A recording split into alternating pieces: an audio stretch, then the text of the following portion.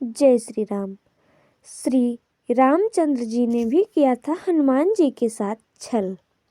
आइए जानते हैं इस वीडियो में।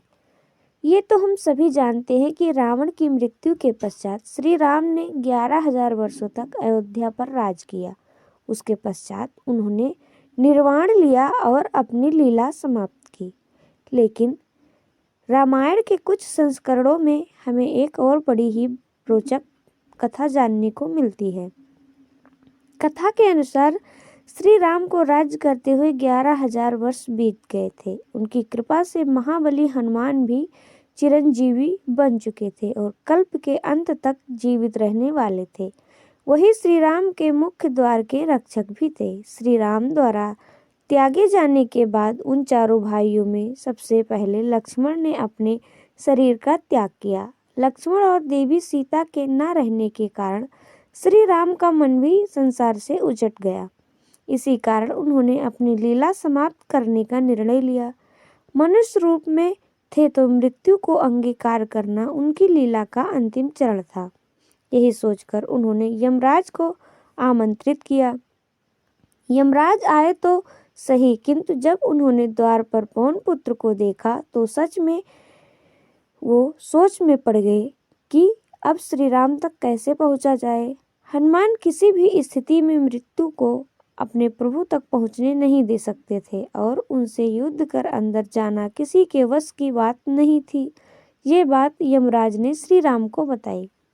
जब श्री राम ने यह सुना तो हनुमान जी को बुलाकर बहुत समझाया कि जिसने भी जन्म लिया है उसकी मृत्यु आवश्यक है, अतः अब वह हट छोड़ें और उन्हें इस संसार का त्याग करने दें।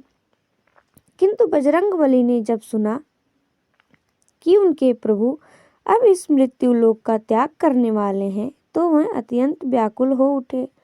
अब तक उन्हें पता चल ही चुका था कि यमराज द्वार से प्रवेश करना चाहते हैं, इसलिए वह और तत्परता से पहरा देने लगे। इससे श्री राम के निर्वाण में विलंब होने लगा। श्री राम ये जानते थे कि जब तक हनुमान द्वार पर हैं उनका निर्वाण लेना असंभव है। इसी कारण उन्होंने हनुमान को छल से अपनी माया से अवगत कराने का निश्चय किया। एक दिन जब हनुमान श्री राम के समक्ष थे, श्री राम ने जानबूझकर अपनी अंगूठी भूमि के एक छिद्र में गिरा दी। फिर उन्होंने हनुमान से कहा कि पवन पुत्र, ये अंगूठी मुझे सीता ने दी थी, इसलिए मुझे अत्यंत प्रिय है, अतः आप यथाशीघ्र उसे ढूंढ कर ले आएं। अपने प्रभु की आज्ञा पर हनुमान सूक्ष्म रूप धारण कर उस छिद्र में घुस गए और अंगूठी खोजते हुए पाताल में नागलोक तक पहुंच गए। वहां जब नागों ने उन्हें कुछ खोजते हुए देखा तो वह उन्हें नागराज वासुकी के पास ले गए। हनुमान के वासुकी को प्रणाम किया और वहां आने का अपना प्रयोजन बताया। उनकी बात सुनकर वासुकी हंसने लगे और कहा, तो इस कल्प में श्री राम का अवतरण समाप्त हो ही गया। हनुमान को कुछ समझ में नहीं आया। तब वासुकी उन्हें लेकर पाताल के गर्भ में लेकर चले गए, जहां एक जैसी अंगूठियों का ढेर लगा हुआ था। उन्होंने हनुमान से कहा कि श्री राम की अंगूठी ढूंढ लें।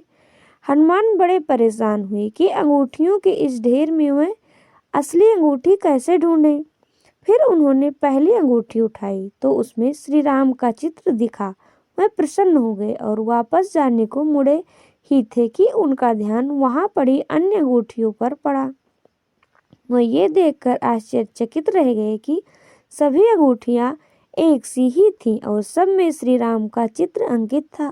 उन्होंने नागराज वासुकी से इसका रहस्य पूछा। तब उन्होंने कहा कि क्या आपको लगता है कि आज तक केवल एक ही श्री राम अवतरित हुए हैं? आज पहले असंख्य श्री राम अवतरित हो चुके हैं और आज के बाद भी असंख्य श्री राम अवतरित होते रहेंगे। यही परमपिता ब्रह्मा द्वारा रचित सृष्टि का विधान है। इसी को सृजन और विनाश का चक्र कहते हैं। ब्रह्मा जी के आधे दिन को एक कल्प कहा जाता है, जिसमें 1000 चतुर्युग होते हैं। प्रत्येक कल्प में उन्हीं सहस्त्र चतुर्युग के किसी त्रेता में श्री राम अवतरित होते हैं। यही नहीं, आप स्वयं हर कल्प में जन्म लेते हैं और इसी अंगूठी को ढूंढते हुए यहाँ आते हैं। तब आपकी अनुपस्थिति में श्री राम अपनी लीला समाप्त कर यमराज के साथ अपने लोग वापस चले जाते हैं। इसी प्रकार इन अंगूठियों का ढेर बढ़ता रहता है। भविष्य के श्री राम की अंगूठियों के लिए अभी भी यहाँ बहुत स्थान है। तब हनुमान श्री राम की लीला को समझ गए। उन्हें ये भी समझ आ गया कि भले ही मैं नारायण का अवतार हूँ, यदि वे पृथ्वी पर अवतरित होते हैं तो उस रूप में उनकी मृत्यु होना भी स्वाभाविक है। यदि ईश्वर अपने स्वयं बनाए विधान का उल्लंघन करेंगे तो सृष्टि में अराजकता व्याप्त हो जाएगी। हनुमान के मन की व्यथा समाप्त हो गई और वे पुनः वापस धरती लोक पर आ गए। वहां आकर उन्हें पता चला कि श्री राम अपने दोनों भाइयों के साथ निर्वाण ले चुके हैं। साथ ही साथ जिन देवताओं के अंश ने पृथ्वी पर अवतार लिया था वे भी पुनः अपने लोक लौट चुके हैं। श्री राम के बिना हनुमान को पृथ्वी अच्छी नहीं लग रही थी, किंतु उन्हें ये समझ आ गया था कि कदाचित इसी कारण श्री राम ने उन्हें कल्प के अंत तक जीवित रहने का वरदान दिया था, ताकि वे उनकी कथाओं का प्रचार प्रसार करते रहें।